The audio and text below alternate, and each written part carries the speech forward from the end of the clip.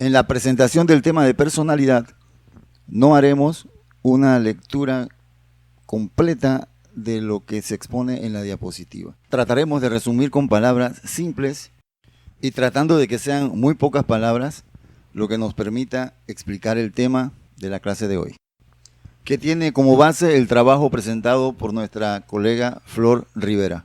Personalidad, en palabras simples, es lo que te define como persona, es decir, tu manera de sentir, pensar y actuar. Si recordamos nuestras primeras clases, esta definición que acabo de dar es más parecida a lo que es mente. O sea, personalidad no tiene que ver con el cuerpo, sino con la mente. Cada persona tiene su propia personalidad. Es la manera de ser de cada uno. Siendo así, habrá tantas personalidades como tantas personas hay en el mundo. Sin embargo, para poder clasificar los tipos de personalidad, se agrupan en unos cuantos tipos que tienen características parecidas. ¿Cómo se forma la personalidad de cada uno de nosotros? Se llama la estructura de personalidad. Depende de 4 ingredientes, por decirlo así.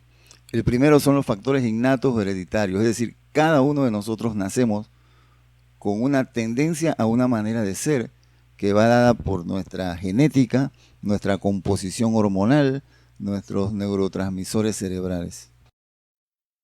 Por otra parte, las experiencias humanas que cada uno tuvimos en nuestra edad infantil van dejando marcas y huellas que en su accionar moldean nuestra vida psíquica y esto va generando un modo de ser distinto, aunque procedamos de los mismos padres y del mismo ambiente. Las experiencias vividas con lo que traemos y con lo que encontramos en la vida nos va configurando una manera de ser que nos individualiza. Los estímulos que recibimos del medio ambiente también contribuyen a la estructura de nuestra personalidad. Así, lo principal sería la relación con nuestros padres, después con la escuela, con tu cultura.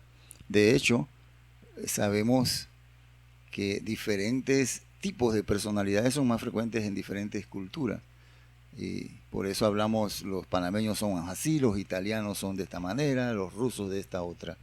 El medio ambiente impulsa la acción del sujeto, incluso el desarrollo de sus facultades. Y por último, el ingrediente es el comportamiento del mismo individuo. Algo que repetimos, algo que aprendimos a hacer, va determinando nuestra conducta, nuestra manera de pensar y de comportarnos. Nuestra personalidad no se considera totalmente estructurada hasta que lleguemos a los 18 años. En el desarrollo de la personalidad desde nuestro nacimiento hasta esa edad, debemos pasar de la comunicación analógica a la lógica. En un principio, el niño no tiene lenguaje. Toda su comunicación es no verbal. Llora aunque tenga frío, aunque tenga calor, aunque tenga miedo. Un adulto debe saber decir cuándo tiene miedo, cuándo tiene calor, cuándo tiene frío y cuándo tiene hambre. Eso se llama la comunicación lógica. Es decir, la lógica es que el otro te entienda qué es lo que quieres decir. Y uno de los principales problemas que vemos en la consulta psiquiátrica, que es mi especialidad, es precisamente la falta de comunicación. Las parejas, esposo, esposa, los padres, papá, hijo, los jefes con sus subalternos, no se entienden. Y una de las razones es que no saben comunicarse lógicamente. El desarrollo de la personalidad nos lleva de la dependencia a la independencia. Nacemos siendo dependientes de otro, en este caso de nuestra mamá. No podemos comer, no podemos caminar, no podemos hablar.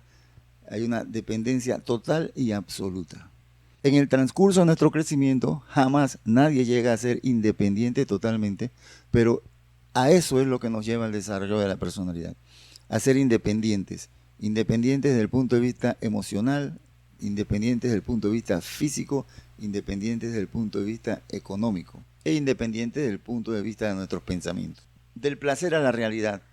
Al principio, el niño se rige por el principio del placer, es decir, todo es en busca de su bienestar y de su satisfacción. Cuando crecemos nos damos cuenta que la vida no es así y tenemos que aprender a posponer el placer frente a una realidad. Es decir, una personalidad adulta debe regirse por el principio de la realidad, no por el principio del placer. De incompetencia a competencia. Recordemos nuestras primeras clases cuando vimos el ciclo vital y vimos la fase oral, anal, fálica, latencia, adolescencia. En la medida que vamos creciendo tenemos que ser más competentes. Se evidencia la competencia cuando se ejecutan las tareas o los trabajos. Y si esos trabajos o esas tareas son exitosas.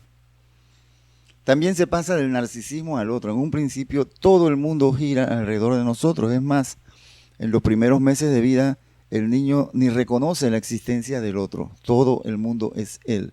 El pecho de la madre es él. Nuevamente les pido que recuerden las clases donde hablábamos del ciclo vital, de Erikson y de Freud. Por último, de la productividad a la no productividad. Para trabajar es necesario estudiar. Y la educación es una inversión económica y así es concedida por los padres. El mundo de la personalidad adulta nos lleva a producir, no a depender de otros. Además de las conclusiones que expone Flor en su trabajo, les invito a que nos preguntemos hasta dónde hemos alcanzado el desarrollo de nuestra personalidad.